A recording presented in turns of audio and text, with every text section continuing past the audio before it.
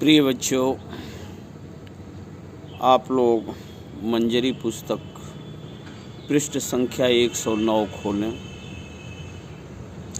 पाठ 22 खान पान की बदलती तस्वीर, और मेरे साथ शुद्ध उच्चारण के साथ शब्दों को पढ़ें।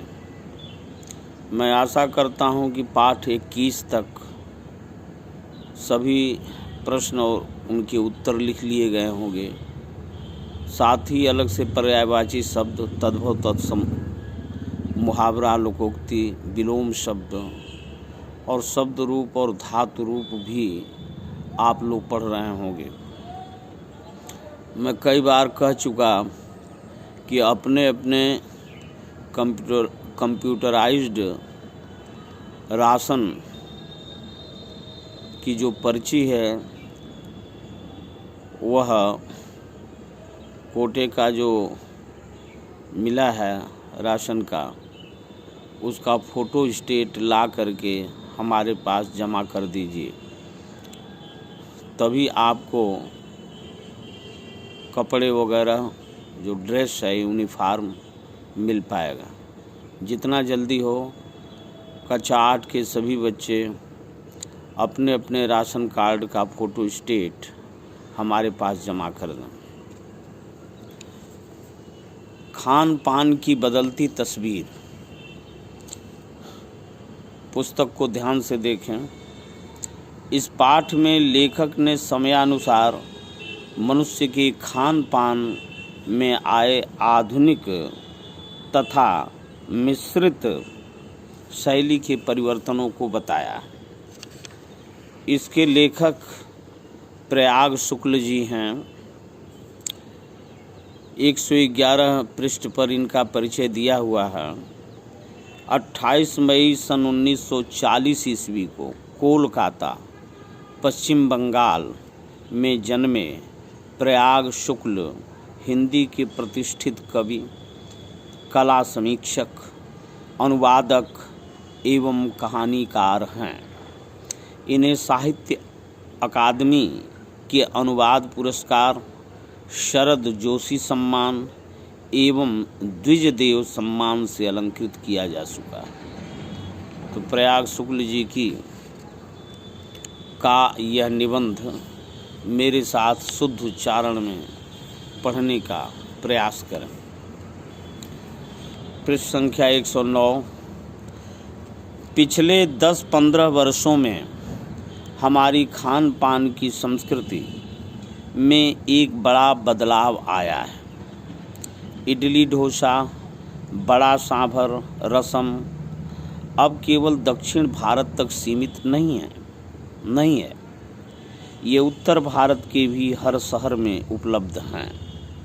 और अब तो उत्तर भारत की ढाबा संस्कृति लगभग पूरे देश में फैल चुकी है। अब आप कहीं भी हों, उत्तर भारतीय रोटी, दाल, साग आपको मिल ही जाएंगे। फास्ट फूड, शीघ्रता से तैयार किया जा सकने वाला खाद्य पदार्थ का चलन भी बड़े शहरों में खूब बढ़ा है। इस फास्ट फूड में बर्गर, नूडल्स जैसी कई चीज़ें शामिल हैं। एक ज़माने में कुछ ही लोगों तक सीमित चाइनीज़ नूडल्स अब संभवतः किसी के लिए अजनबी नहीं रहे। इसी तरह नमकीन के कई स्थानीय प्रकार अभी तक भले मौजूद हों, लेकिन आलू चिप्स के कई विज्ञापित रूप तेज़ी से घर घर में अपनी जगह बनाते जा रहे हैं। गुजराती ढोकला, गठिया भी अब देश के कई हिस्सों में स्वाद लेकर खाए जाते हैं। और बंगाली मिठाइयों की केवल रस भरी चर्चा ही नहीं होती, वे कई शहरों में पहले की तुलना में अधिक उपलब्ध हैं। यानी स्थानीय व्यंजनों के साथ ही अब अन्य प्रदेशों के व्यंजन पकवान भी प्रायः हर क्षेत्र में मिलते हैं। और मध्यवर्गीय जीवन में भोजन विविधता यानी अलग अलग भिन्नता अपनी जगह बना चुकी है। कुछ चीज़ें और भी हुई हैं। मसलन अंग्रेजी राज तक जो ब्रेड केवल साहबी ठिकानों तक सीमित थी, वह कस्बों तक पहुंच चुकी है और नाश्ते के रूप में लाखों करोड़ों भारतीय घरों में सेंकी तली जा रही हैं। खान पान की इस बदली हुई संस्कृति से सबसे अधिक प्रभावित नई पीढ़ी हुई है, जो पहले के स्थानीय व्यंजनों के बारे में बहुत कम जानती है, पर कई नए व्यंजनों के बारे में बहुत कुछ जानती है। स्थानीय व्यंजन भी तो अब घटकर कुछ ही चीज़ों तक सीमित रह गए हैं। बम्बई की पाव भाजी और दिल्ली के छोले कुलचों की दुनिया पहले की तुलना में बढ़ी जरूर है, पर अन्य स्थानीय व्यंजनों की दुनिया छोटी हुई है। जानकार यह व्यंजन का अर्थ भोजन होता है। जानकार यह भी बताते हैं कि मथुरा के पेड़ों और आगरा के पेठे नमकीन में अब वह बात कहाँ रही, यानी जो चीज़ें बची भी हुई हैं उनकी गुणवत्ता में फ़र्क पड़ा। फिर मौसम और ऋतुओं के अनुसार फलों खाद्यान्नों से जो व्यंजन और पकवान बना करते थे, उन्हें बनाने की फुर्सत भी अब कितने लोगों को रह गई है। अब गृहिणियों या कामकाजी महिलाओं के लिए खरबूजे के बीज सुखाना, छीलना और फिर उनसे व्यंजन तैयार करना सचमुच दुस्साध्य है, यानी कठिन साधना। यानी हम पाते हैं कि एक ओर तो स्थानीय व्यंजनों में कमी आई है, दूसरी ओर वे ही देसी विदेशी व्यंजन अपनाए जा रहे हैं जिन्हें बनाने पकाने में सुविधा हो। जटिल प्रक्रियाओं वाली चीज़ें तो कभी कभार व्यंजन पुस्तिकाओं के आधार पर तैयार की जाती हैं। अब शहरी जीवन में जो भागम भाग है, उसे देखते हुए स्थिति स्वाभाविक लगती है। फिर कमर तोड़ महंगाई ने भी लोगों को कई चीज़ों से धीरे धीरे वंचित कर दिया। जिन व्यंजनों में बिना मेवे के स्वाद नहीं आता, उन्हें बनाने पकाने के बारे में भला कौन 4 बार नहीं सोचेगा।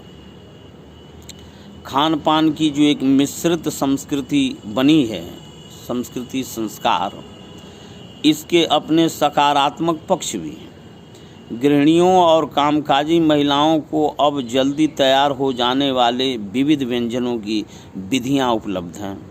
नई पीढ़ी को देश विदेश के व्यंजनों को जानने का सुयोग मिला है, भले ही किन्हीं कारणों से और किन्हीं खास रूपों में, क्योंकि यह भी एक सच्चाई है कि ये विविध व्यंजन इन्हें निखालिस रूप में उपलब्ध नहीं हैं।